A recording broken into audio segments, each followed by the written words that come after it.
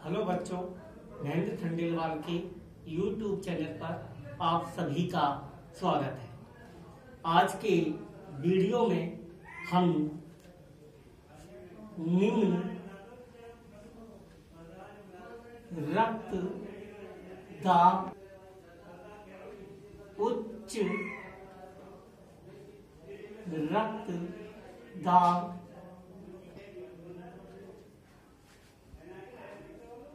नशीले पदार्थ, इसके अंतर्गत गुटखा, तंबाकू, मदिरा और अफीम, इनके प्राप्ति स्थान, इनके एल्केलॉइड, इनके शरीर पर पड़ने वाले कुप्रभाव के बारे में पढ़ेंगे। तो मैं आपको सबसे पहले निम्न रक्तदाब के बारे में बताता हूं।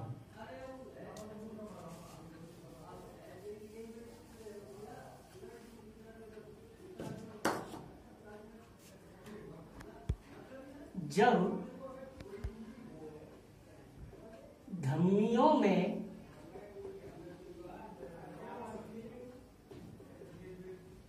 रक्त का प्रवाह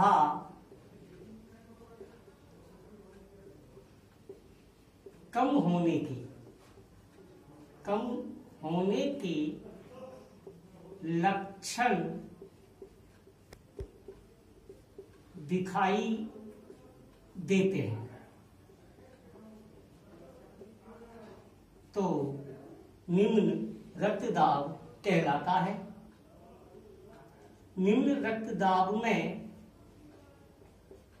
रक्त का जो प्रवाह होता है वह बहुत कम होता है।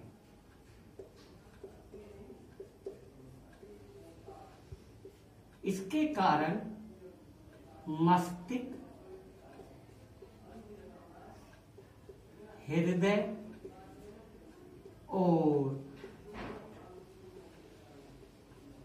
वृक्क अंगों में ऑक्सीजन तथा अन्य पौष्टिक आहार का परिवहन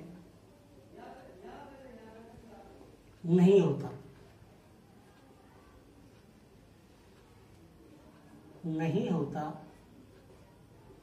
जिसके परिणाम स्वरूप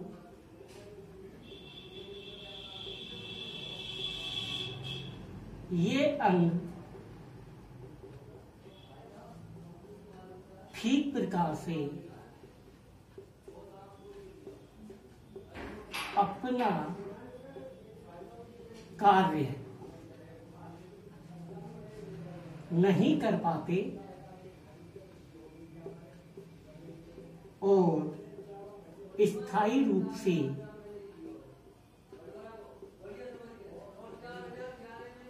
क्षतिग्रस्त हो सकते हैं।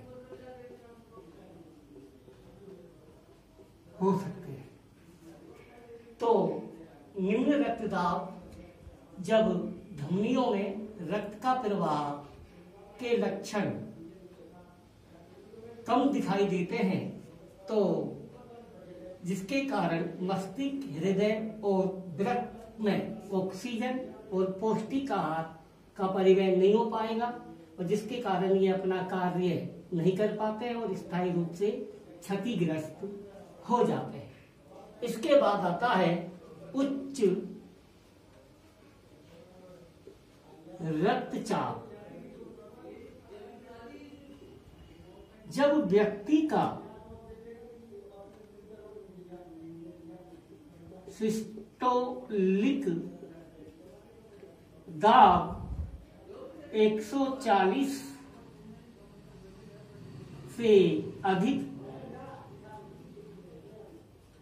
तथा डायस्टोलिक दाब 90 से अधिक होता है तो इस स्थिति को उच्च रक्तचाप कहते हैं। तो आपको याद रखना है, सिस्टोलिक यानी कि उच्च रक्तचाप 140 से अधिक होना चाहिए और डायस्टोलिक दाब 90 से अधिक होना चाहिए, तो इसे हम उच्च रक्तचाप कहते हैं। अब बात आती है उच्च रक्तचाप के कारण।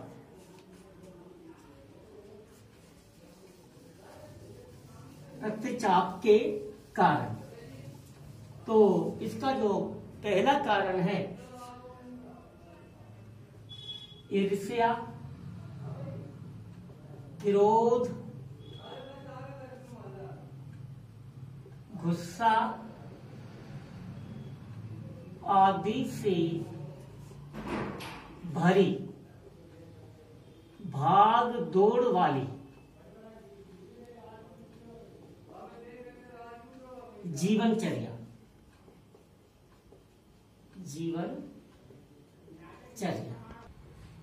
अधिक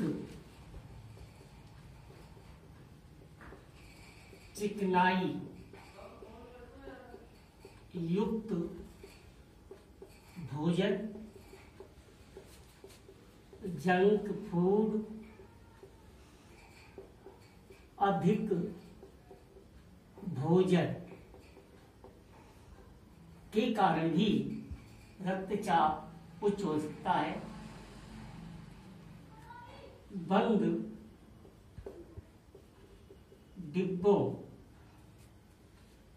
डिब्बों का भोजन नहीं करना चाहिए। योगा व्यायाम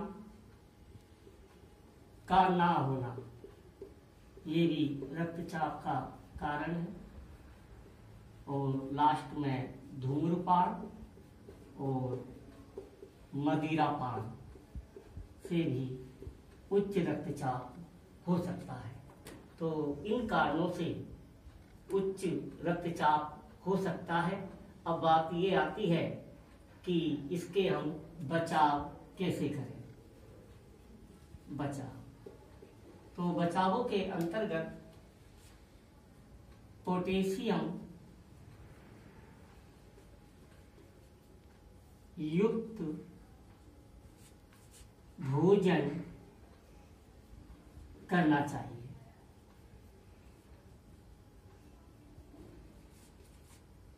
जैसे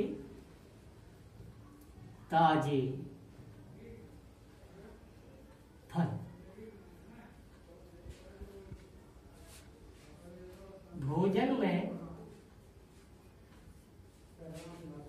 कैल्शियम तथा मैग्नीशियम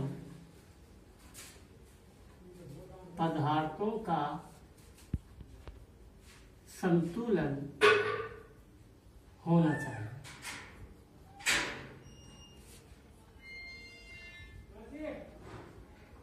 चिकनाई युक्त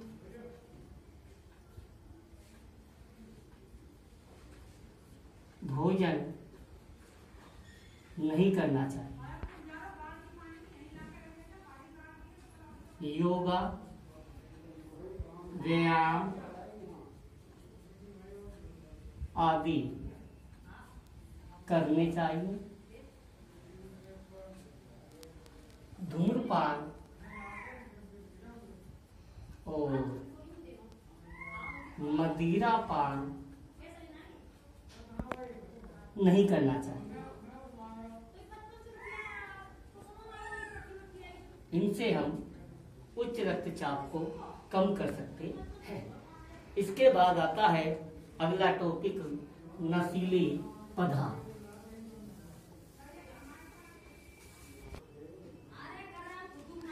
अगला टॉपिक नशीले पदार्थ।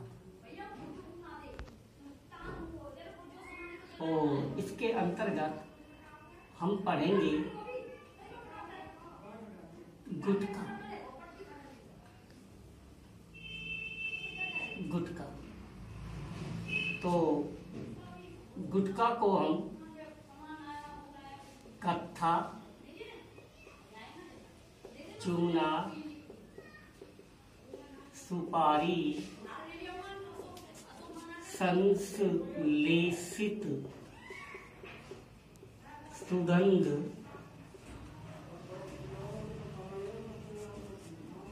धातुओं के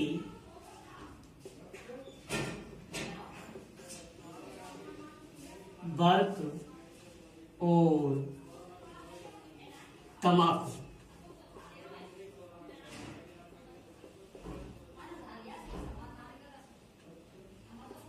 से गुटखा तैयार किया जाता है।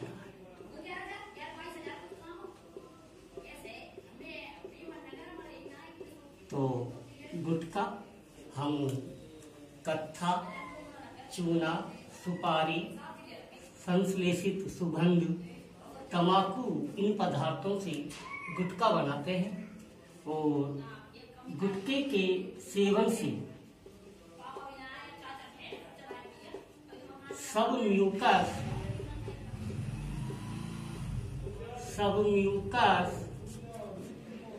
फाइब्रोसिस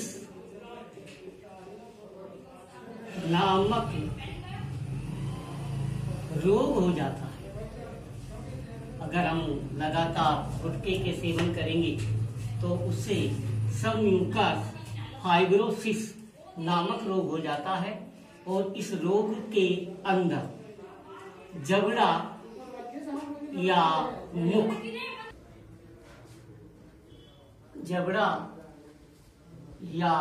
मुख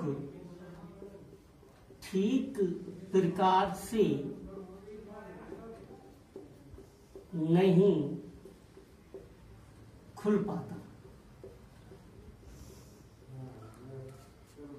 ये क्वेश्चन बोर्ड के अंदर काफी बार आया है कि लगातार गुटखे के सेवन से होने वाला कौन सा रोग है तथा इसका क्या लक्षण है। तो गुटखा के संपर्क में रहने से सब म्यूकस फाइब्रोसिस नामक रोग हो जाता है और इस रोग में जबड़ा या मुख ठीक प्रकार से नहीं खुल पाता और इस प्रकार से आपका ये टॉपिक समाप्त होता है। अब दूसरा जो हमारा है नशीला पदार्थ वो है तंबाकू। तो तंबाकू हमें कहाँ से प्राप्त होती है? तो प्राप्ति ये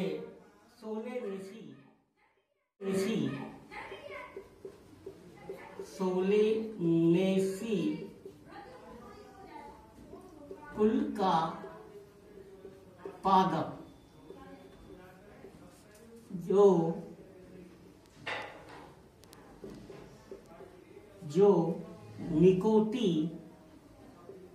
निकोटिएना टेवेकम की पत्तियों से प्राप्त होती है। तो तंबाकू हमें सोलेनेसी कुल का पादप है जिसका नाम है निकोटिएना टेवेकम की पत्तियों से हमें प्राप्त होता है और ये एक लतकारी पदार्थ होता है। इसका जो प्रमुख एल्केलॉइड होता है,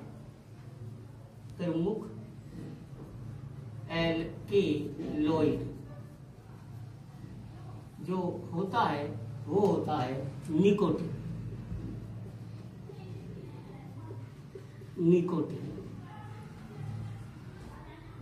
इसका उपयोग हम सिगरेट में, बीड़ी में, हुक्के में, चिलम में,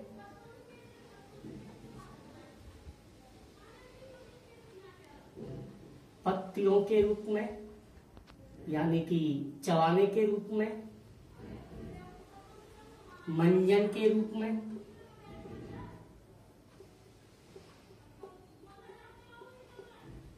प्रयोग करते हैं। तंबाकू का जो हम प्रयोग करते हैं वो सिगरेट के रूप में कर सकते हैं, बीड़ी के रूप में कर सकते हैं, में सभी में तंबाकू होता है। हुक्के के रूप में, चिलम के रूप में, चबाने के रूप में, मंजन के रूप में और सूंघने के रूप में।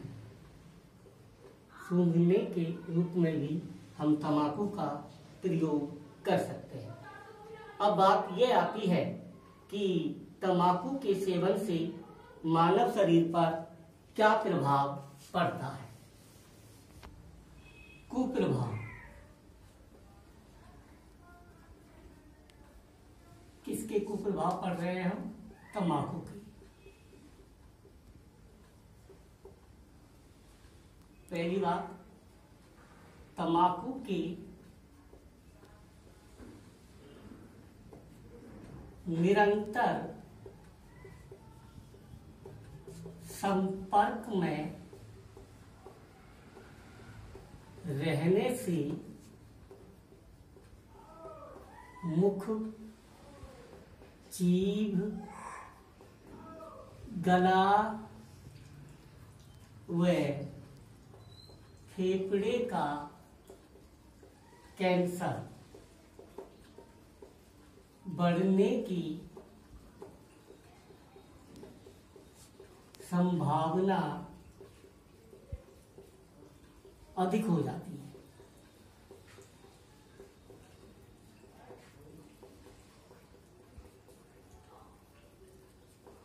दूसरी बात है, तंबाकू में उपस्थित निकोटीन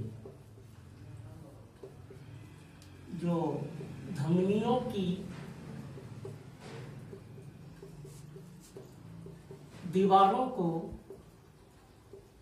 मोटा कर देती है,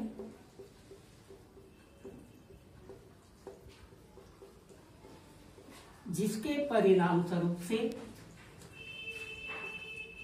रक्तचाप और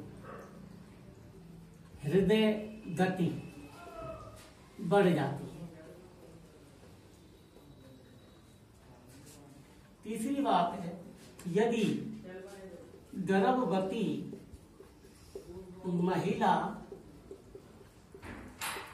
तंबाकू का सेवन करती है तो भ्रूण विकास दर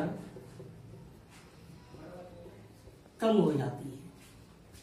भ्रूण विकास दर कम हो जाती है। नेक्स्ट बात है, जो सिगरेट का धुआं होता है उसमें कार्बन मोनोऑक्साइड होती है और ये कार्बन मोनोऑक्साइड आरबीसी को नष्ट कर देती है और आरबीसी के नष्ट होने के कारण रक्त की जो ऑक्सीजन परिवहन की क्षमता है, उसे घटा देती है। तो इस प्रकार से तंबाकू मानव शरीर पर कुप्रभाव डालती है। इसके लगातार संपर्क में रहने पर मुख में, जीभ और गला व फेफड़े का कैंसर हो सकता है और इसमें जो उपस्थित एल्केलॉइड निकोटीन होता है वो धमनियों की दीवारों को मोटा कर देता है, जिससे रक्तचाप और हृदय की गति बढ़ जाती है। यदि गर्भवती महिला तंबाकू का सेवन करती है तो भ्रूण विकास की दर कम हो जाती है और जो सिगरेट का धुआं होता है उसमें कार्बन मोनोऑक्साइड होती है और कार्बन मोनोऑक्साइड हमारी जो आरबीसी रक्त कणिकाएं होती हैं उनको नष्ट कर देती है, जिससे रक्त की ऑक्सीजन परिवहन की क्षमता को घटा देती है। इस प्रकार से यहाँ पर आकर ये तंबाकू आपका समाप्त होता है और इसके बाद हम आपको पढ़ाएंगे मदिरा। अगर आपको ये वीडियो अच्छी लगी है तो लाइक करें, शेयर करें और इन सभी के नोट्स आपको